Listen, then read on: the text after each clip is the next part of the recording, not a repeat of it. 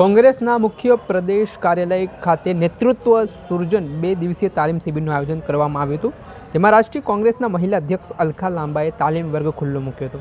મહિલા સંગઠનને વધુ મજબૂત કરવા માટેની ચર્ચાઓ આ નેતૃત્વ સૃજન તાલીમ શિબિરમાં કરવામાં આવી. મહિલા સંગઠન આગામી કાર્યક્રમોમાં મહિલાઓની સમસ્યા પર ચર્ચા કરવામાં આવશે, તેમજ આગામી ચૂંટણીઓ પહેલાં તમામ હોદ્દાઓ પર થશે નિમણૂક તે પ્રકારની વાત તેમના દ્વારા કરવામાં આવી રહી છે. ત્યારે આ ખૂબ જ મહત્ત્વની વાત સામે આવી છે. જે રીતે ફરી કોંગ્રેસની મહિલા પાક છે તે સક્ષમ તરીકે આગામી સમયમાં જે રીતે રાહુલ ગાંધી 2027નું લક્ષ્યાંક ગુજરાત જીતવાનું આપ્યું છે તેને લઈને કોંગ્રેસ એક્શન મોડમાં જોવા મળી રહી છે.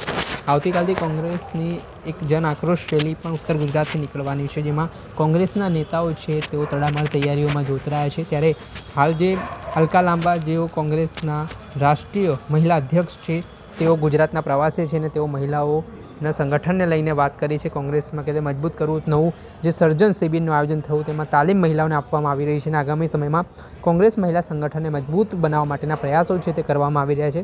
ત્યારે આગામી 2027ની ચૂંટણીમાં ખૂબ જ રસપ્રદ અને રોમાંચક જંગ છે તે રાજકીય ક્ષેત્રે રહેવાનું છે. ત્યારે કઈ પ્રકારની પરિસ્થિતિનું નિર્માણ આગામી દિવસોમાં થાય છે તે જોવું રહ્યું. દર્શક મિત્રો, આવા જ અવનવા વિડીયો સાથે આપણે માહિતગાર કરતા રહીશું. પોલિટિક્સથી જોડાયેલી સ્ટોરી આપના સુધી પહોંચાડતા રહીશું, એટલે એન કવરેજ ન્યૂઝ જોતા રહો.